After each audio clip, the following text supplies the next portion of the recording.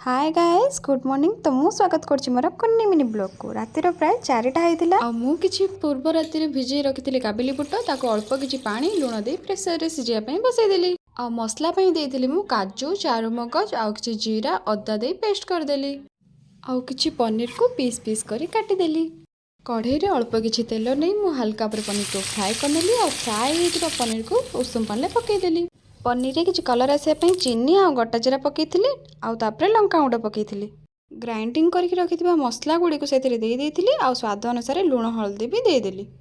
जेहेतु ई मासटी कार्तिक मास सेथिपई आम गाँव लोक प्रतिदिन एमती कीर्तन करने पई जाती। आपणक साइड एमती जाती कि नहीं कमेंट माध्यम कहिबे। आ तापरे मु छात को आसी अल्प किछि जुआणी पत्र तोड़ी देइथिली काहेकि मते जुआणी पत्र रे चटनी बनैबार थिला। आ सकाळ सकाळ नना केदारनाथ आसी घरे पहुंची गला। तार भितरे मसला भी मोर रेडी होता से चना बुट आ पनीर को पकई अल्प किछि पानी देली आ पनीर मसला दे देइथिली। गैस आंच को हाई करी फुटिया पई छाड़देली आ लास्ट रे धनिया पत्र पकईदेली आ रेडी होता हमर चना पनीर। मु आनिथिबा किछि जुआणी पत्र धनिया पत्र अदा दही दे बनै देइथिली ग्रीन चटनी। ये होउछन्ती मिस गुडी मैडम जे कि घंटे लेट रे पहुंचथिले जेहेतु मु काम करी थकी थिली सेति पई मो पई स्पेशल चाय बनै देले। आ ए गिफ्ट मो नना मो पई आनिथिला।